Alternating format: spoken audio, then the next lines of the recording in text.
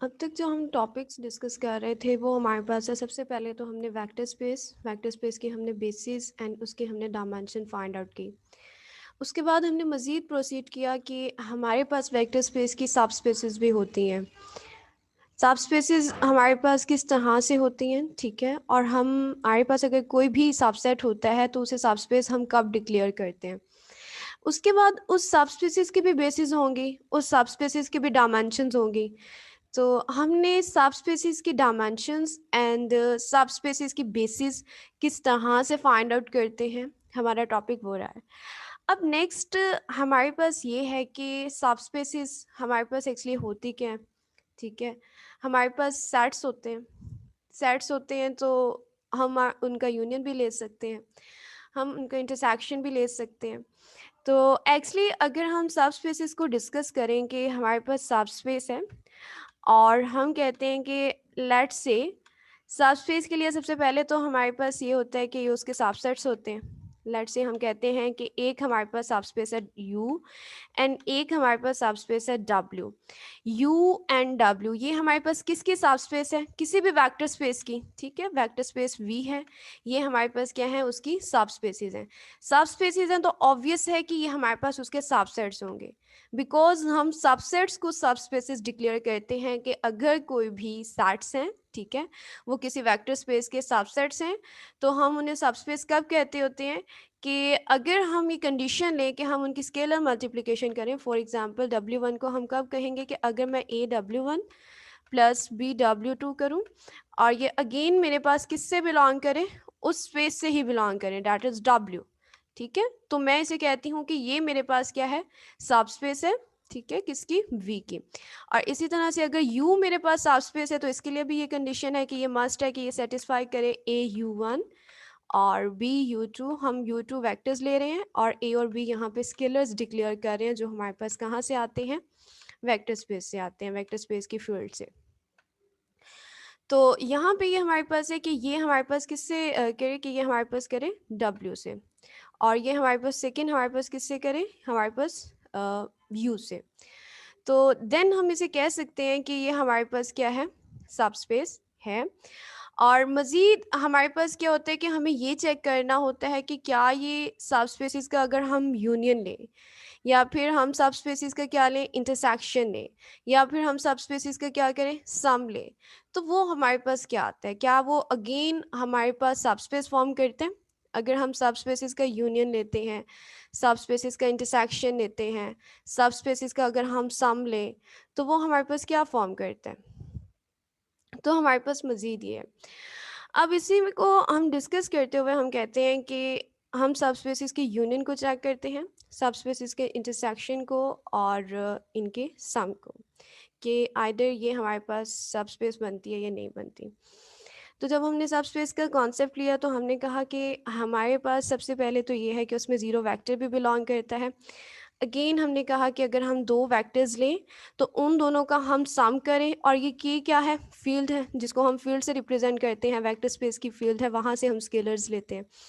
तो इनको ऐड करें तो ये इसी में बिलोंग करें, स्केलर मल्टीप्लिकेशन के हम उसे उससे मल्टीप्लाई करें तो वो हमारे पास वेक्टर स्पेस यानी कि जो हमारे पास सब स्पेस है W, उसी से बिलोंग करे। इस कंडीशन को हमने कंबाइन करके हमने एक कंडीशन में शिफ्ट कर दिया कि हम सिंपल क्या करें, हम दो वेक्टर्स लें और हम इसको स्केलर से मल्टीप्लाई करें, और सेकंड को भी हम क्या करें, स्केलर से मल्टीप्लाई करें, और इन दोनों को ऐड करें तो इन दोनों का सम भी किस में होना चाहिए, W में होना चाहिए।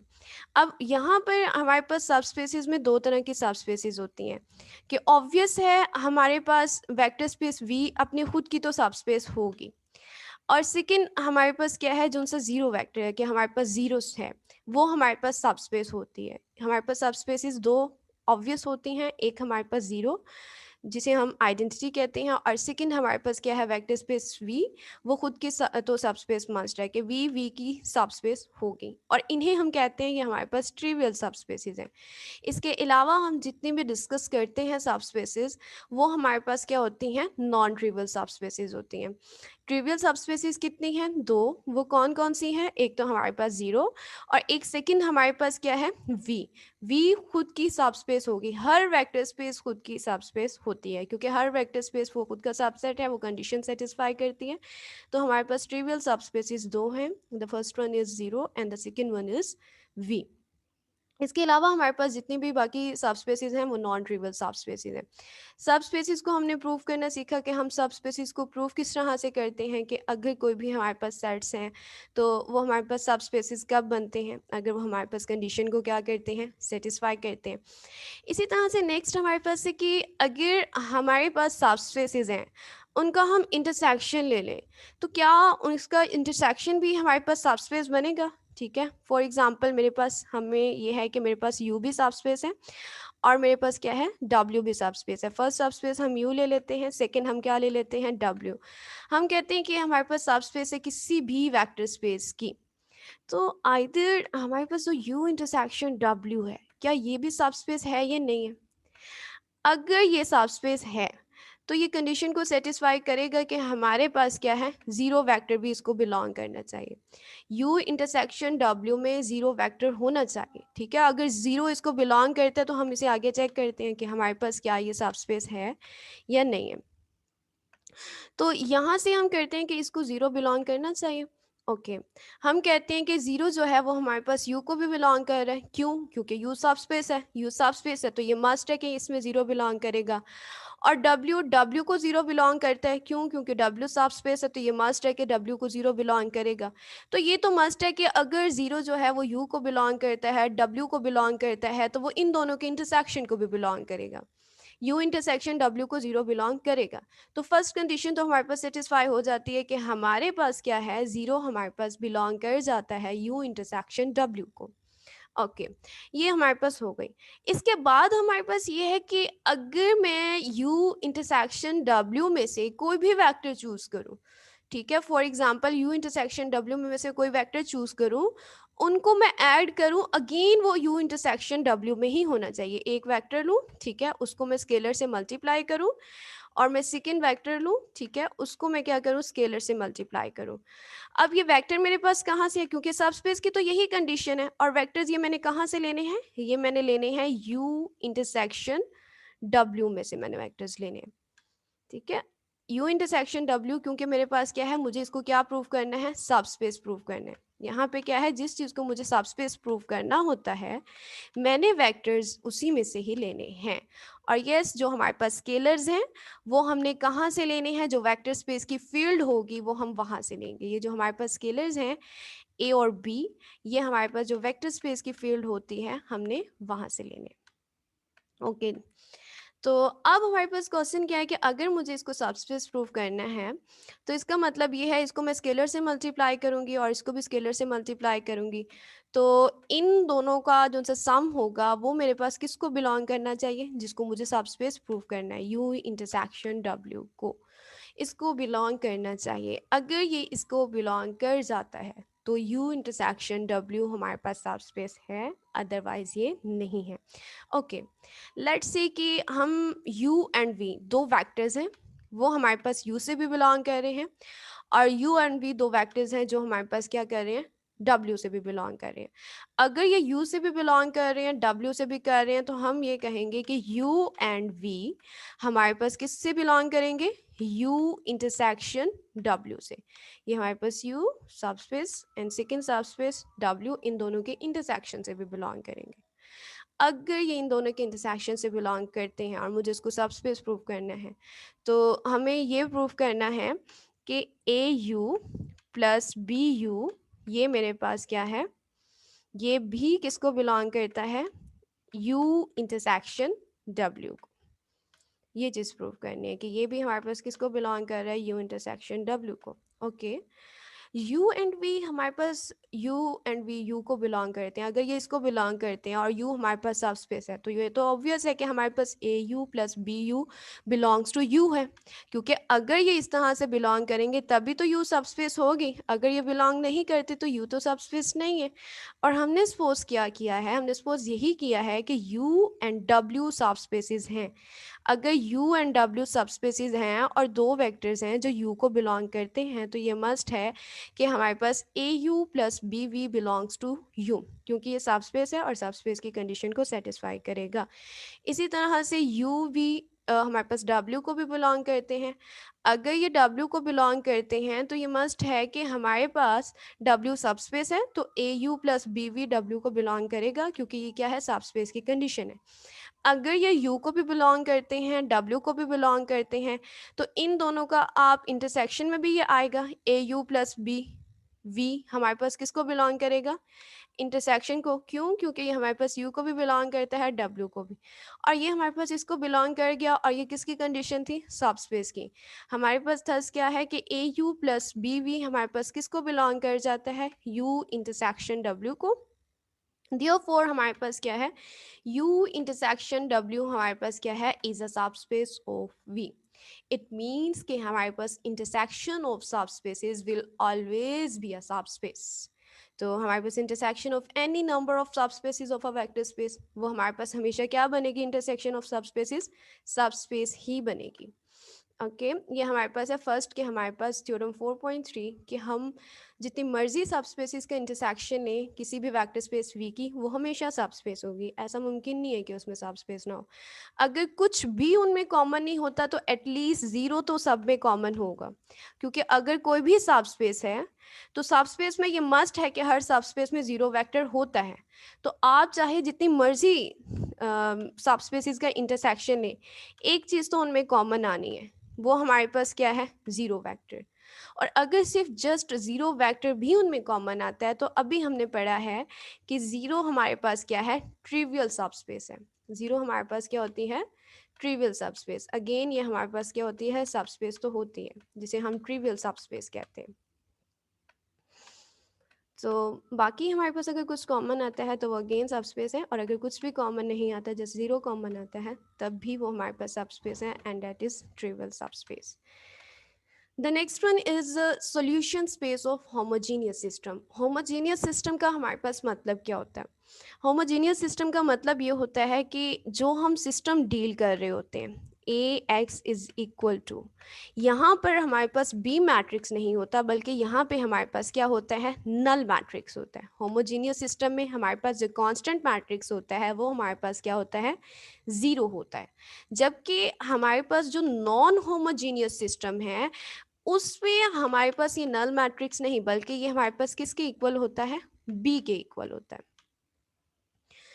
अगेन हमारे पास इसमें एक क्लियरली बात है कि जब हम स्पैनिंग के लिए चेक करते होते हैं किसी भी सेट को, तो हम स्पैनिंग के लिए बी को हम रख लेते हैं इन जनरल कुछ भी, मतलब ए बी सी। यहाँ पे हम इसकी जगह इन जनरल पुट कर लेते हैं कोई भी वेक्टर ए बी सी। और अगर आपको लीनियर कॉम्बिनेशन का जस्ट क्वेश्चन दिया होता है तो उसमें फॉर एग्जांपल आपको वेक्टर गिवन होता है 1 2 3, तो अगेन ये हमारे पास नॉन होमोजीनियस सिस्टम है।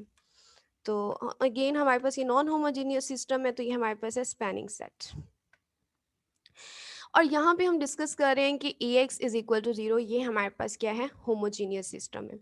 होमोजीनियस सिस्टम में हमारे पास इसका एक थ्योरम है कि हमारे पास जो सोल्यूशन सेट होता है, सोल्यूशन सेट हमारे पास W किसी भी होमोजीनियस सिस्टम का, वो हमारे पास क्या होता है, हमेशा क्या होता है, सबस्पेस।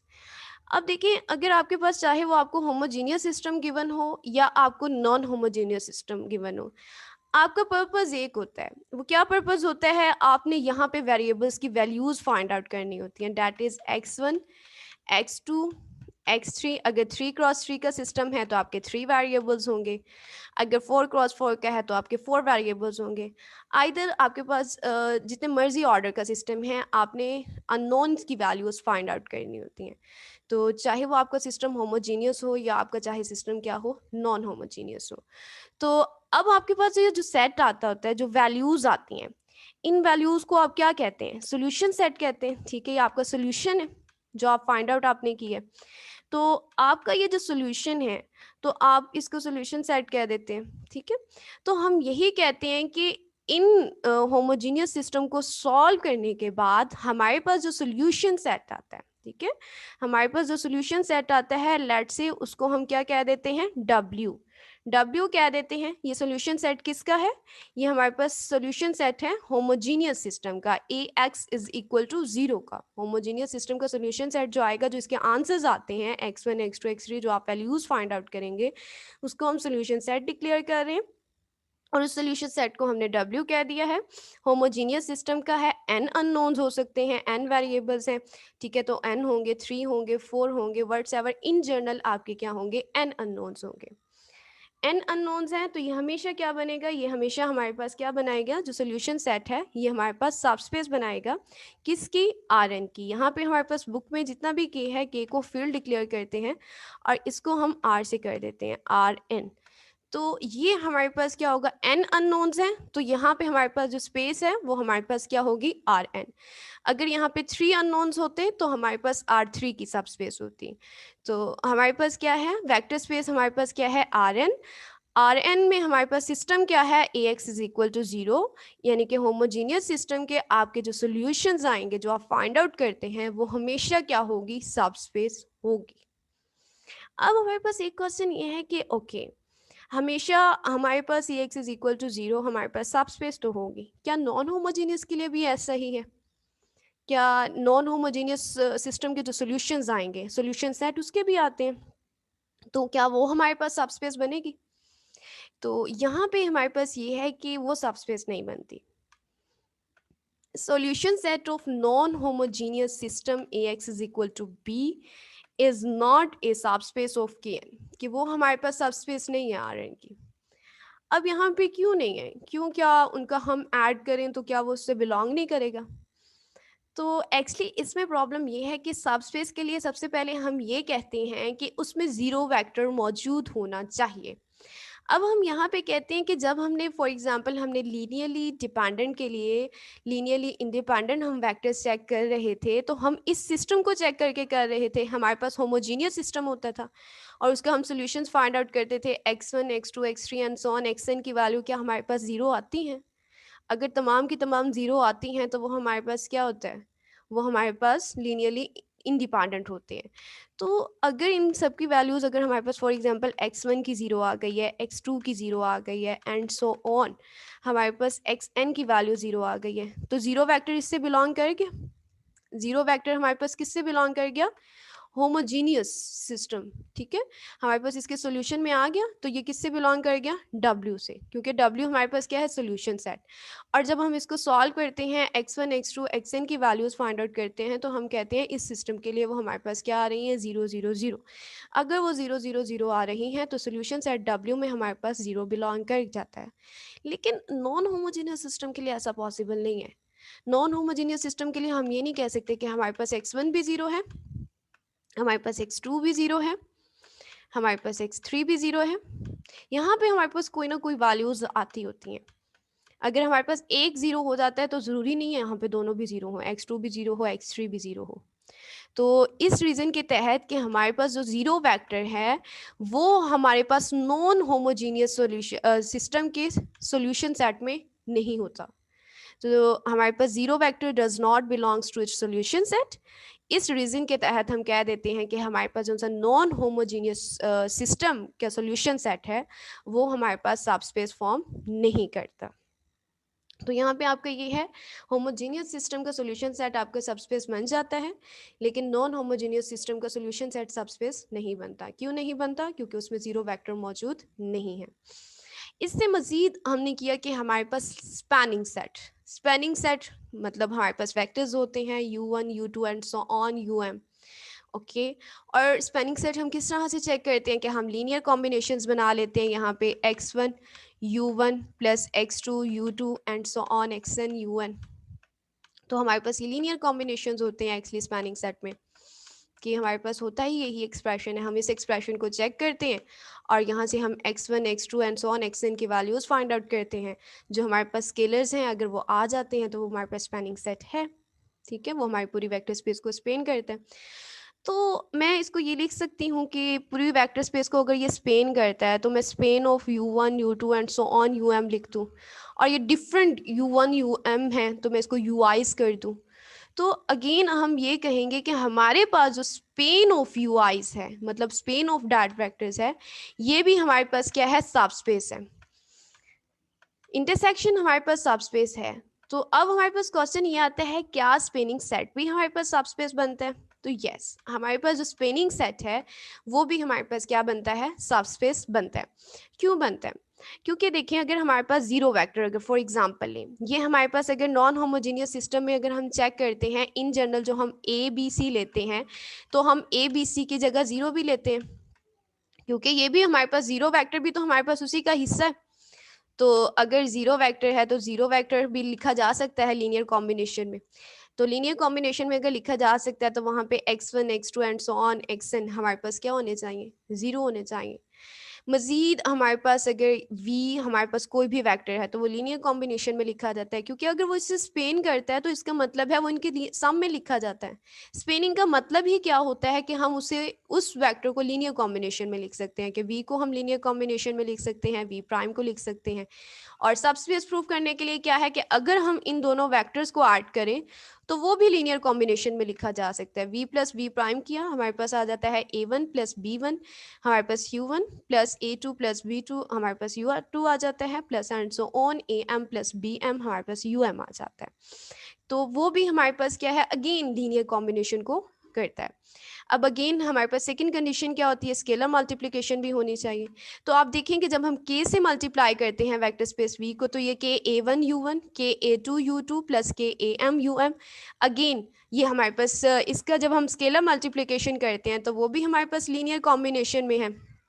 ये हमारे पास अगर लीनियर कॉम्बिनेशन में है तो ये प्रूफ करता है कि हमारे पास जो स्पेनिंग सेट है, स्पेन ऑफ यू आईज, ये हमारे पास क्या है, सबस्पेस है, किसका, वी का। क्यों?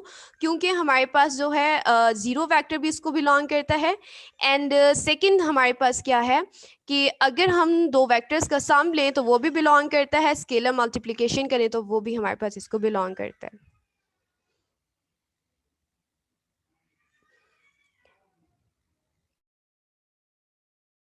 किया है वो हमारे पास ये है कि intersection of subspaces is a subspace of V. इसके अलावा जो हम स्पिनिंग सेट लेते हैं वेक्टर स्पेस वी को स्पेन करने के लिए, वो भी हमारे पास क्या है, सबस्पेस। और इनफैक्ट हम इसको यूँ लिख सकते हैं कि स्पेन ऑफ यू आई अगर हम करते हैं तो उसकी मदद से हम क्या करते हैं, पूरी की पूरी वेक्टर स्पेस जनरेट कर सकते हैं। मतलब हम पूरी की पूरी वेक्टर स्पेस लिख सकते हैं, कोई भी आप इसका वेक्टर उठा के लिखें। तो थ्योरम 4.5 है कि एस अगर मेरे पास कोई भी सबसेट है वेक्टर स्पेस का, और वो जो एस हम सेट ले रहे हैं, सबसेट ले रहे हैं, तो अगर हम उसका स्पेन लें, ठीक है, इस सेट का आप क्या लें, स्पेनिंग सेट लें, अगर उसको डिक्लेयर करें कि आपका स्पेनिंग सेट है, तो वो भी हमारे पास क्या है, सबस्पेस है वी की, जो एस को कंटेन करती है। ऑब्वियसली हमारे पास एस इसमें मौजूद होगा। एस इसमें हमारे पास मौजूद होता है, तो हमारे पास स्पेन ऑफ एस हमारे पास क्या है, सबस्पेस है, किसका, वी का। सेकंड हमारे पास क्या है कि स्पेन ऑफ एस हमारे पास स्मॉलेस्ट सबस्पेस है, कि वी है, हमारे पास वी की बहुत सारी सबस्पेसेस होंगी, ज़रूरी नहीं है कि हमारे पास वी की जस्ट हमारे पास स्पेन ऑफ एस ही सबस्पेस है। तो हो सकता है वी की सबस्पेस कोई एक और है, डब्ल्यू। तो डब्ल्यू अगर हमारे पास वी की सबस्पेस है जिसमें एस कंटेन है, एस उसमें आता है, तो हमारे पास क्या है कि Spain of S is a subset of W. इसका मतलब क्या है कि स्पेन ऑफ एस हमारे पास स्मॉलेस्ट सबस्पेस है, किसकी, वी की, जो एस को कंटेन करती है। अगेन स्मॉलेस्ट सबस्पेस कब होगी, जब वो एस को कंटेन करती है। तो यहाँ पे हमारा ये है कि स्पेन ऑफ एस हमारे पास सबस्पेस है, और सेकंड हमारे पास क्या है कि स्पेन ऑफ एस हमारे पास क्या है, स्मॉलेस्ट सबस्पेस है। और अगर स्पेन ऑफ एस को मैं सेट में लिखना चाहूँ कि मैं for example I am interested के, इसको हम लिख किस तरह से सकते हैं, तो आप इसको यूँ लिखेंगे कि स्पेन ऑफ यू आईज में हमारे पास क्या होता है, लीनियर कॉम्बिनेशंस होते हैं। तो लीनियर कॉम्बिनेशंस हम किस तरह से लिखते हैं, x1 u1 x2 u2 and so on xn un। तो ये हमारे पास हो जाता है xn un। तो हमारे पास ये कॉम्बिनेशंस होते हैं, और यहाँ पे हमारे पास क्या होता है कि ये जो x1 x2 and so on xn होते हैं, ये हमारे पास कहाँ से आते हैं, ये हमारे पास आते हैं फील्ड से। जो हम वेक्टर स्पेस की लेते हैं। और हमारे पास जो u1 u2 and so on un है, ये हमारे पास वेक्टर्स हैं जो सेट S है। यहाँ पे सेट S में हमारे पास क्या होते हैं, वेक्टर्स हैं जो हमारे पास क्या है, u1 u2 and so on un vectors हैं। और हम इसको स्पेनिंग सेट कहते हैं। और इसके अलावा हम कहते हैं कि ये जो हमारे पास स्पेनिंग सेट एस है, ये हमारे पास क्या है, सब स्पेस है। तो यहाँ तक हमारा कॉन्सेप्ट है कि हमारे पास इंटरसेक्शन ऑफ सब स्पेसेस किस तरह से सब स्पेस है, और स्पेन ऑफ एस हमारे पास किस तरह से सब स्पेस है। नाउ इसी तरह से अगर हम इनका सम लें और इनका हम यूनियन लें, तो क्या वो हमारे पास सब स्पेस होती है या फिर वो हमारे पास सब स्पेस नहीं होती। तो अब हमारे पास कॉन्सेप्ट हमारे पास यही है कि हम सब स्पेस को डिस्कस करते हैं कि हमारे पास सब स्पेस अगर यूनियन का लेते हैं, फॉर एग्जांपल यूनियन को डिस्कस करते हैं, यूनियन और सम को। हमारे पास इंटरसेक्शन हो चुका है, ठीक है, इसके अलावा स्पेनिंग भी हो चुका है। अब हमारे पास ये है कि क्या हमारे पास यूनियन ऑफ सब स्पेस हमारे पास क्या होगा, सब स्पेस बनता है या नहीं। एंड सेकेंड हमारे पास क्या है, अगर हम इनका सम लें, ठीक है, अगर हम इनका क्या लें, सम लें, सम ऑफ सब स्पेसिस।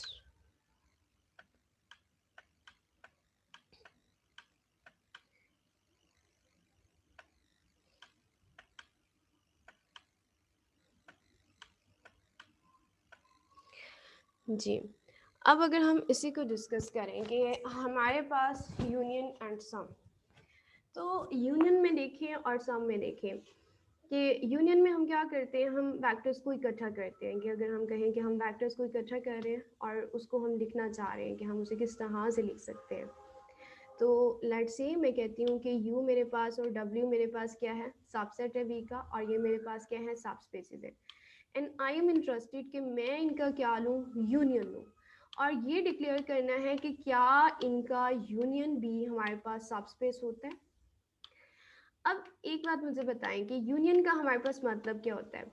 कि यूनियन का मतलब ये होता है कि हम जो वेक्टर्स ले रहे हैं इनको, फॉर एग्जांपल इनके यूनियंस में आ रहे हैं, हम कह देते हैं कि लेट से मैं R3 के ले लेती हूँ कि इन दोनों को अगर यूनियन करें तो ये हमारे पास x y z आता है।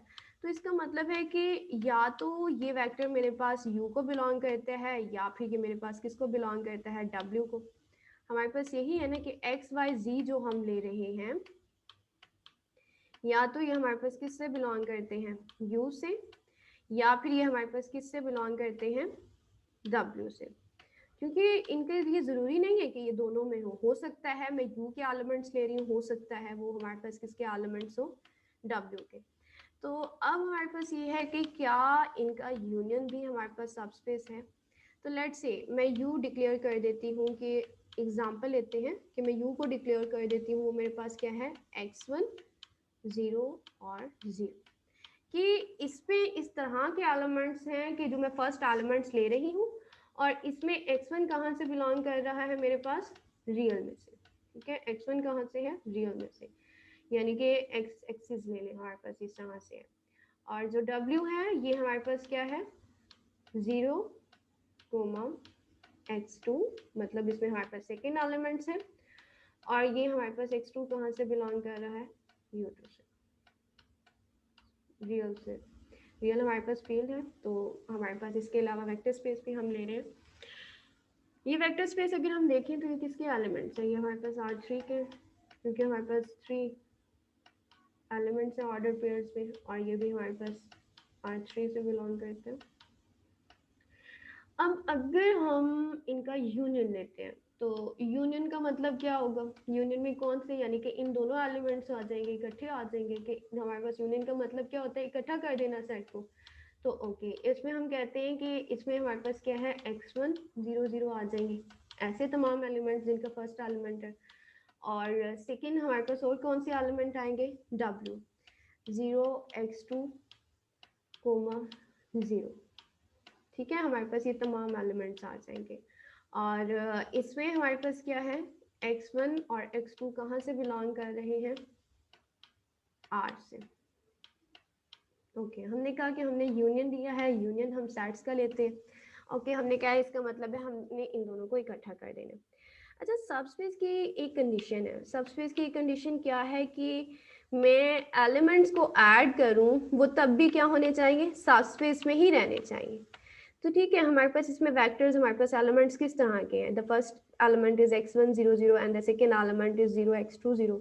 अगर मैं इनको ऐड करूं, ठीक है, इनको मैं क्या कर दूं, ऐड कर दूं, x1 प्लस 0 आ जाएगा फर्स्ट एलिमेंट, क्योंकि हम ऐड कर रहे हैं तो फर्स्ट क्या होगा, फर्स्ट में ऐड हो जाएगा x1 प्लस 0। और सेकेंड हमारे पास क्या है, 0 और x2 को ऐड करेंगे तो ये हमारे पास क्या आ जाएगा, 0 और x2, सेकेंड को सेकेंड में तो 0 प्लस x2 आ जाएगा।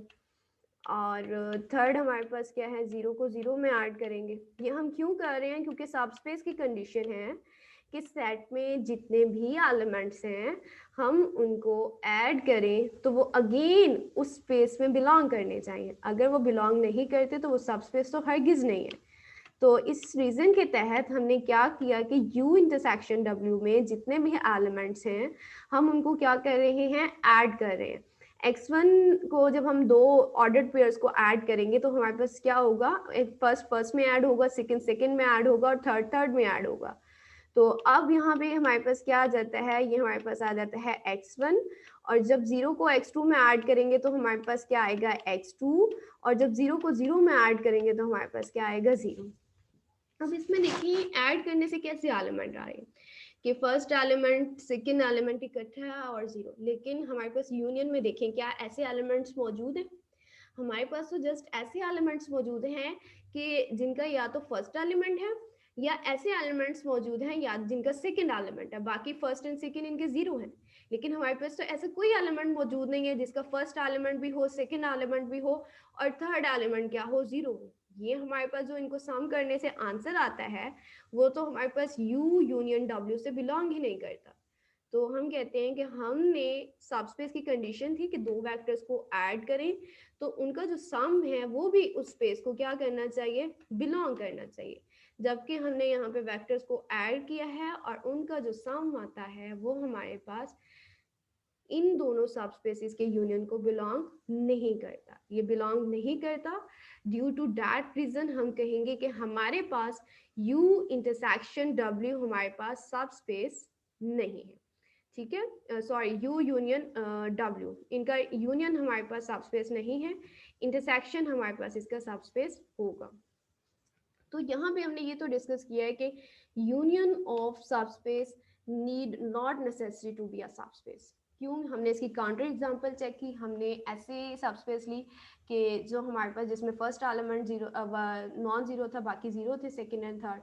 और सेकंड हमने ली सबस्पेस जिसमें सेकंड एलिमेंट सिर्फ नॉन 0 है, बाकी फर्स्ट एंड थर्ड हमारे पास क्या है, 0 है। और फिर जब हम उनको सम करते हैं तो हमारे पास ऐसे एलिमेंट्स आते हैं जिसमें first and second element non 0 है और वो हमारे पास यूनियन ऑफ सबस्पेस से बिलोंग नहीं करते। ड्यू टू दैट रीजन हम क्या कहते हैं कि हमारे पास कि union of two subspaces is not a subspace. यहाँ पे देखें कि हमारे पास फर्स्ट एलिमेंट नॉन 0 है, सेकंड एलिमेंट नॉन 0 है, जब इनका यूनियन लेंगे तो ऐसे एलिमेंट्स आएंगे जिसमें या तो फर्स्ट एलिमेंट नॉन 0 है, जिसमें या तो सेकंड एलिमेंट नॉन 0 है। लेकिन इसमें ऐसे एलिमेंट्स नहीं आते जिसमें दोनों नॉन 0 है, लेकिन इनको सम करने से हमारे पास ऐसे एलिमेंट्स आते हैं, तो ये हमारे पास सबस्पेस नहीं है। तो यहाँ से हमारे पास अगर इसकी काउंटर एग्जांपल देनी हो और ये बताना हो कि क्या हमारे पास union of subspace is a subspace, no, union of subspace is not a subspace, इसके लिए आप कोई भी काउंटर एग्जांपल ले सकते हैं और उससे आप रिस्पॉन्ड कर सकते हैं कि ये हमारे पास सबस्पेस नहीं है।